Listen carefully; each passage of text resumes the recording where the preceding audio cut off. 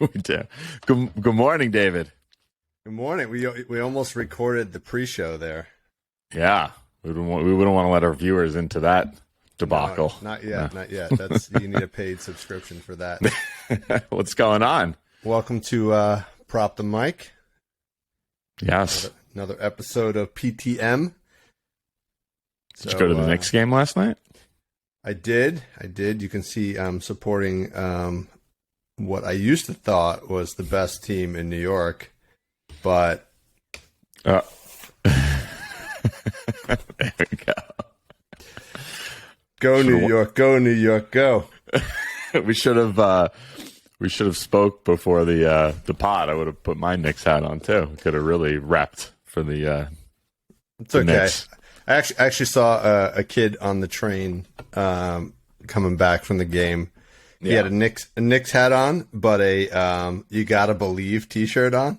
Oh yeah. So I kind of wanted to ask him if he thought that was because it was unbranded. It didn't say Mets on it. So, but it was blue and orange. So it was blue and orange. So right. I was like that. That is convenient. You can repurpose Islanders, teams. Knicks, Mets. You got it. Yeah.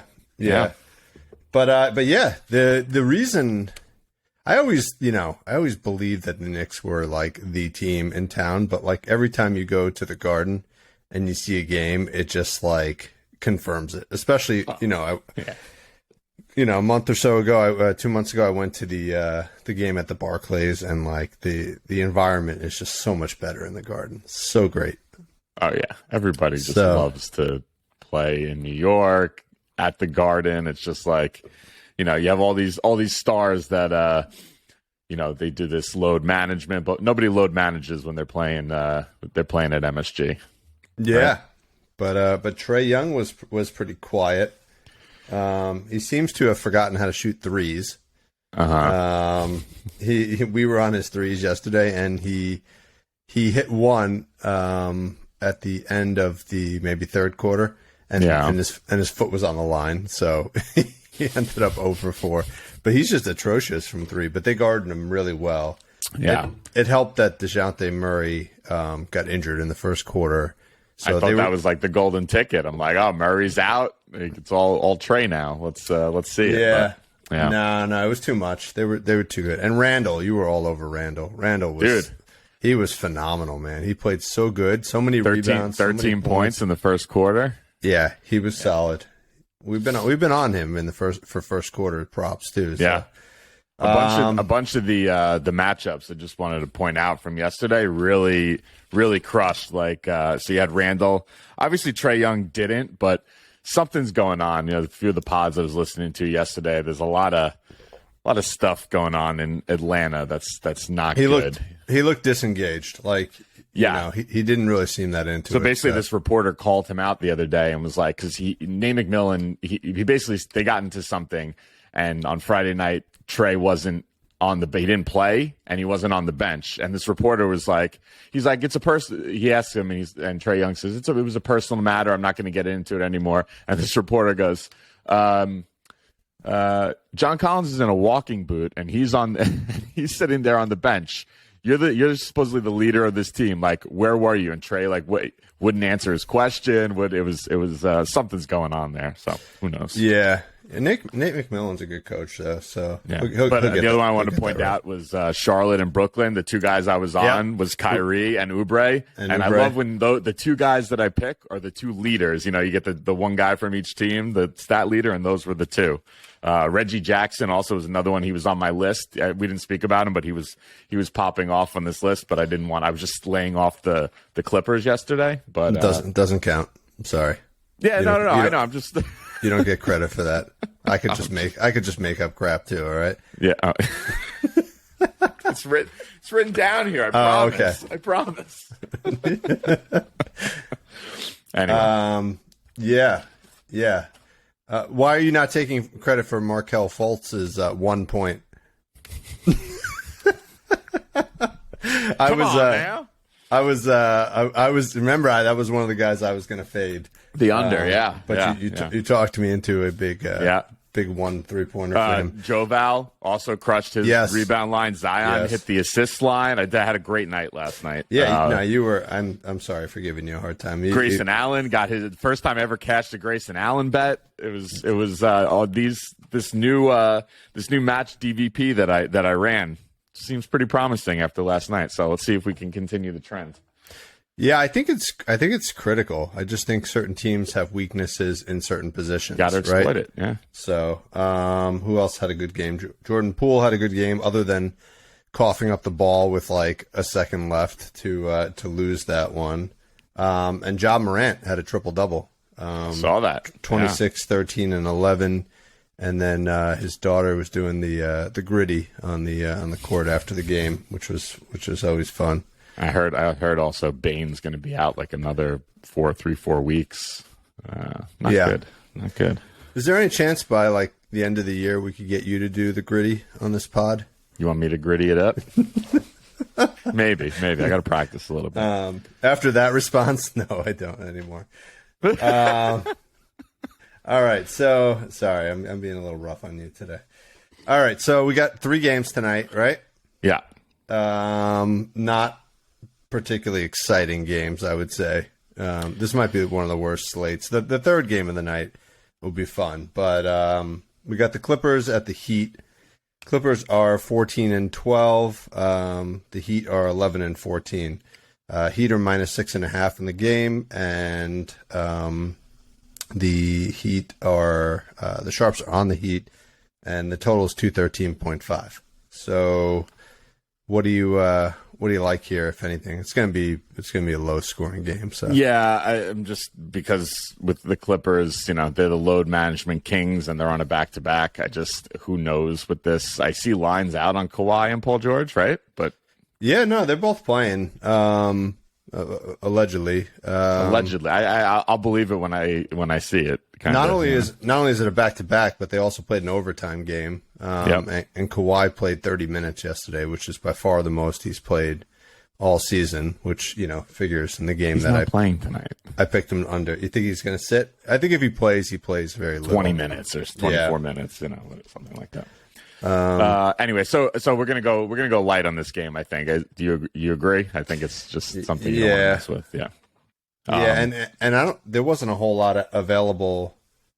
Is Jimmy Butler playing? I couldn't figure that out. His props weren't available on the sports books, but they were on Cashed Out Props. I think he's probably not playing. You think he's not playing? Yeah. Did you have him on some stuff? So I did. So we'll go over the matchups real quick, because actually the matchups in this game are they have some of the better matchups. So going up against the Clippers, the number one team to target combo guards against in the league is the Clippers. Forwards against the Clippers, they're number two in the league for forwards, and for big men, they're number 3. For your wings and points, those are the ones they defend well. So those are the ones you want to stay away from. Against Miami, forwards, number 1 team to target forwards against Miami Heat, and wings, they're the number 2 team for wings. So that would be, forward and wing, that's Paul George and Kawhi Leonard. So yeah. If they're playing or they're not on a minute restriction or whatever, I would be all over them in this game. But I don't know. I'm worried. Yeah, you actually were on. You didn't even mention this one, Banchero too. Yeah, Banchero, right? Another one. Yep. And he kind of fits a similar mold, right? Yep. And he had a big game last night against the Clippers. So yeah, I would say if you're going to go for somebody, go for George, right? Because if they're going to sit somebody, it's going to be Leonard. So I like George, and then running it back, I like on the Miami side. I really would like Butler. If you look at the guys, so here are the players who have had the best games this season against the Clippers: SGA, Luka, Fox, Simons, Gordon, Wiggins, Booker, LeBron, Sabonis. Who fits into that category of player? It's Jimmy Butler, right? Jimmy buckets. So I would be all over Jimmy tonight if he's playing. We don't know if he's playing. I think we should move on from this game because it's a Yeah, I liked. Just one more comment. I like Jimmy's assists. If he does play, I don't even know if the line was real, but it said 4.5 assists. He's done that in 12 of 15 games, but he's really like coming to form as a bit of a point guard. He's got 6.8 assists in his last 10 games. So if they do release props on him, even though it's a low scoring game, I would be all over him getting 5 assists tonight. Okay, I like that. Yep. All right. Yes. Great advice. Let's move on from that atrocious game. We like the 230s and the 235s, and we don't like these 213. Is this next game close to 230? Oh yeah. This is my favorite game of the night. This is just going to be because you like the young guys. Yeah. This is going to be an atrocious basketball game, but there'll be a lot of scoring. We got the Rockets 7 and 17. This is actually funny. They're 3 and 12 on the road, and then you have the Spurs who are 6 and 18. They've lost like 8 straight games or something like that, and they're 3 and 10 at home. So collectively, these two teams have a combined 13 wins, and if you look at their away-home split, they've won a combined 6 games. So this might just end in like a tie. So anyway, the Spurs are getting points at home against the Rockets. That's so sad. Wow. Plus 1.5. 230.5 is the total. The Sharps were actually on the Rockets. And the over, I think the main reason why is Kevin Porter Jr. might be out for the Rockets. I think Vassell is going to be out for the Spurs. And I had a feeling. Without him, he's they're pretty much poor. And then Podol is still out for the Spurs, so they don't have the big guy either. So again, there wasn't a lot of props available for this game, but who do you like in terms of matchups? All right, so 2 really pop off the board. Point guards are the number 1 team to target against Houston, meaning that Houston is the worst team in the league guarding point guards. And on the flip side, San Antonio is the worst team in the league against big men. Number 1 team to target. Right. Really, that's for some reason, it's the only one that sticks out on San Antonio. The rest, they're pretty middle of the pack. No big bright green, boxes for any of the other positions. So that was a little surprising. But I think also, if you're mediocre everywhere and then bad in one area, that leads to a bad team. You got to be good. You got to be good somewhere, right? Yeah, that's true. Otherwise, you're going to lose a lot of games. That's true. And then also forwards against Houston, their number 4 team to target forwards against. So what does that mean? I want to look for a big man from Houston who can maybe do something tonight. You got 2 guys that classify as bigs for Houston, Jabari Smith and Alperen Şengün. We're not betting on Şengün again. But we're going to do a little line on Jabari Smith here. The nice rookie. 2.5 threes. It's plus 110. He's done it in his last 7 of 8 games. Houston is the 25th ranked team in opponent 3-point frequency, according to Cleaning the Glass.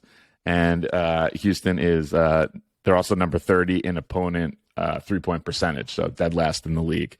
And he's been trending upward. He's had a brutal start to the season, but he's started. The percentages are starting to come up a little bit for him. So why does he shoot so, like, why is that his game? Why is he shooting so many threes? I think he's like Porzingis or something. I don't know.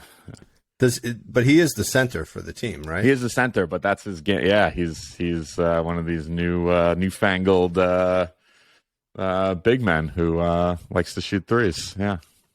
Okay. I guess leads to longer longevity in your career if you look at Brook Lopez. Yeah. That guy is. I don't want to go off on too much of a tangent, but that guy is such a stud. Like he has just evolved his game. Like he was a great down low big man. That's all. That was his game. He wouldn't take threes. Then he became a awesome 3-point shooter in the last year and a half too. Yeah.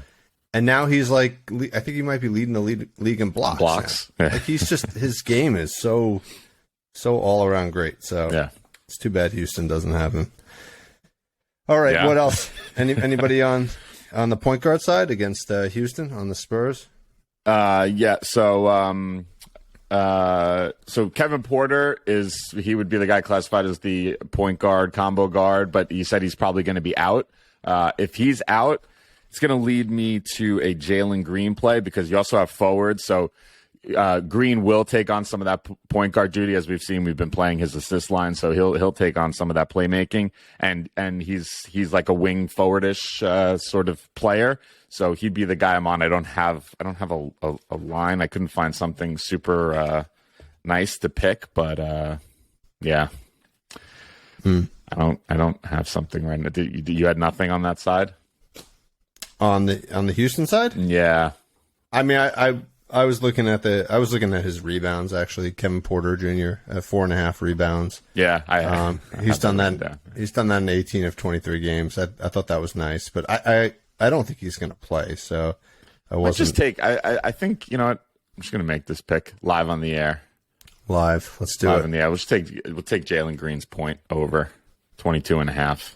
It's minus 115. Somebody's got to score in this game, right? Yeah, exactly. 230 points. Exactly, and especially with Porter being questionable, I like the good matchup. Defense is going to be shoddy at best. Yeah. And what about on the Spurs side? So, I'm sorry. Yeah. On the Spurs side, so point guard, I guess it would be Trey Jones. Yeah, that's who you're going to want to target there. Without Vassell in, he's going to get more run. Yeah, I liked him for 1-3. I think you've played that before in the past. I think so. It's a pretty tight and brutal play, but without Vassell, he's done that in 4 or 5 games. Okay. I think he nails like 1 out of 2, so he doesn't get a lot of volume. But I like that one. Trey Jones could be a future podcast guest. Oh yeah. We love him. Got There we go. It was actually going back to the Knicks game. We had 3 Dookie guys in the starting lineup. We had because of all the injuries on the Hawks. You had Jalen Johnson, who played like 8 games at Duke. Oh, and AJ Griffin, right? And AJ Griffin was starting, and then I meant to point that out to you that he was. How many? Is that his first start of his career, or he's? AJ? No, he started quite a few games. He has. Okay. I think whenever DeAndre Hunter's out, he starts, and then I think because John Collins was out, Jalen Johnson got the start, and then you had RJ on the other side, and Cam Reddish sitting on the bench. So it was fun. Some rumors about him maybe requesting a trade or something. Again, he's not happy with his playing. Not happy. All right. Anything else in this game? No, that's it. Who are you picking? Who am I picking? Houston. It's got to be the Rockets, right? Yeah. They seem more firepower. Yeah, they seem to have more talent. Like, yeah, you know what I mean? Like, and they've won more big games than the Spurs, I think. This might be a great night to do like a 30 or 35 point game for Jalen Green. Okay. Saying. Yeah. Let's see. All right. This is almost like a G League game. Exactly. All right. And then the last one, I personally like this one because there's a good amount of star power in this game. And these are two playoff teams. So you got the Nuggets at the Blazers. Nuggets are 14-10. Blazers are 13-11. Michael Porter Jr. is still out for the Nuggets. Other than that, they're healthy. And who did I write? Josh Hart is I wrote Harder. I'm not sure why I wrote that. Josh Hart is still out for the he might be out for the Blazers, so not huge impact. All right. Just note these two teams played back on October 24th, so like first week of the season. The Blazers won that game 135-110.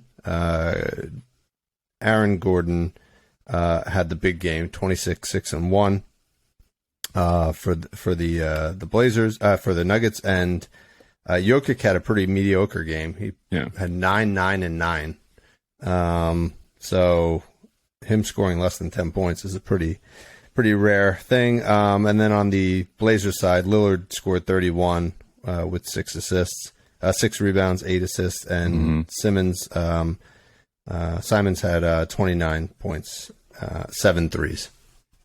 Okay, so you just made all my arguments for me right here. Yeah. No, I was literally just teeing up all of my plays as well. Okay, so but go ahead. So this leads right. This is beautiful, and I think maybe we should pounce on this a little bit. Against Denver, they're the number 2 team in the league to target point guards against. That's Dame and Simons. Yeah, I love those guys. And against Portland, they're the number 3 team in the league to target big men against. That's Jokic, and to a lesser degree, Aaron Gordon. So it kind of correlates to what all those things you just said. I got a couple, but you start. I mean, I had 2 plays. I'll start on the Blazers side. Both of the plays on the Blazers side were Simons. I liked him to get a steal, which was kind of the sneaky one. He's done that in 9 out of 10 games. Okay. And he had a steal against the Nuggets last time. So I like that. I would only really play that if I needed to pair it with something else to get better odds. Yeah.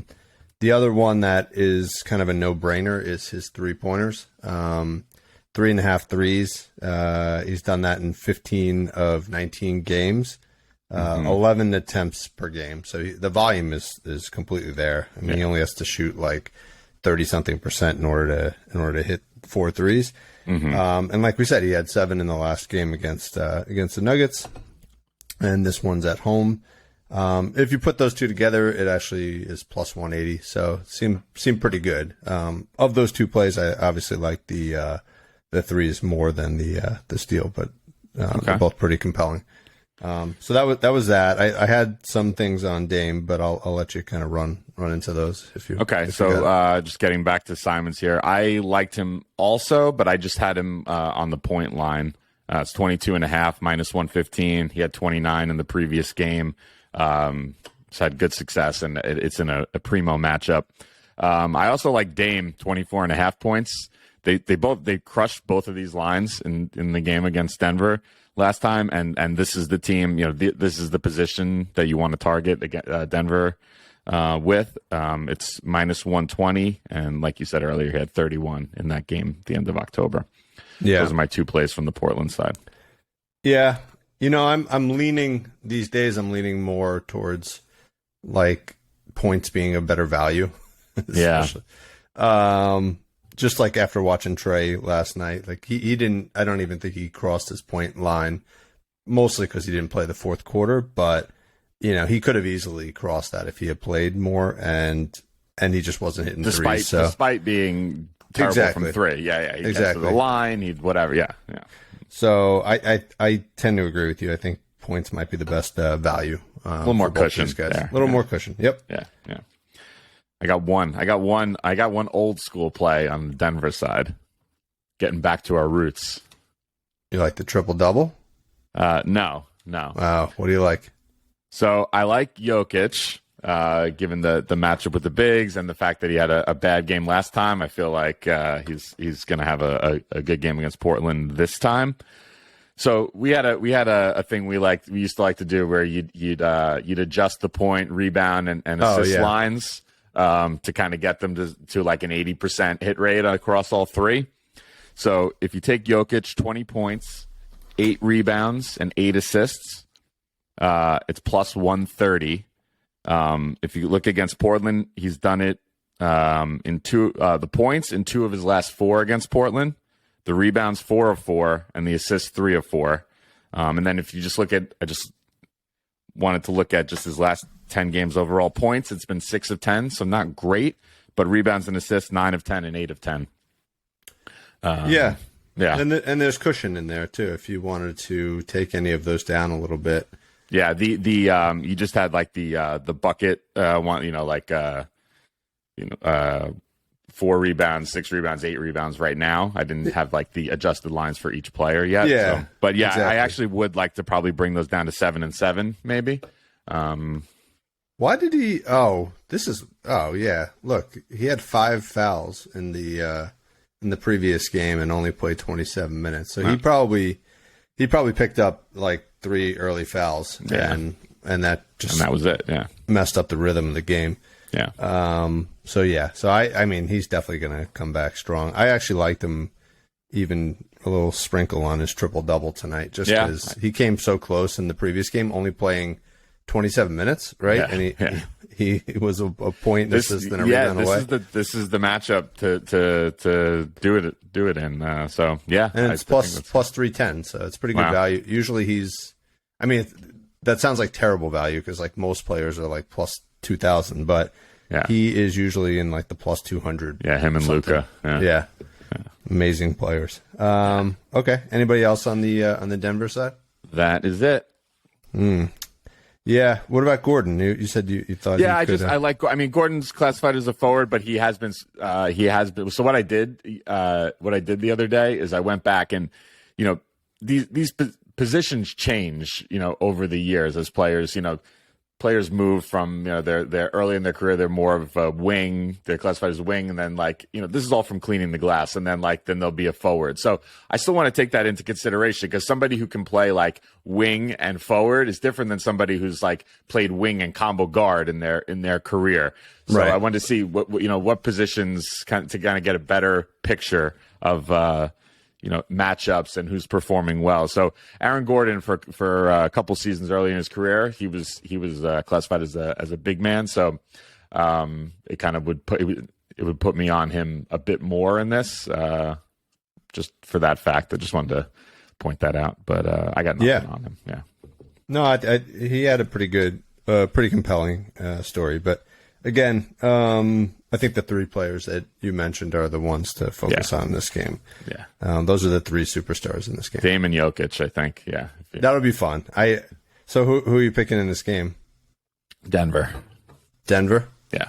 Even though they got dominated in the last game, they lost. 25 points. I think much like Utah, and then I think Portland got off to a better start than probably they should have. So I think they're people are a little higher on them than they should be. They probably could have easily lost 4 or 5 more games than they did.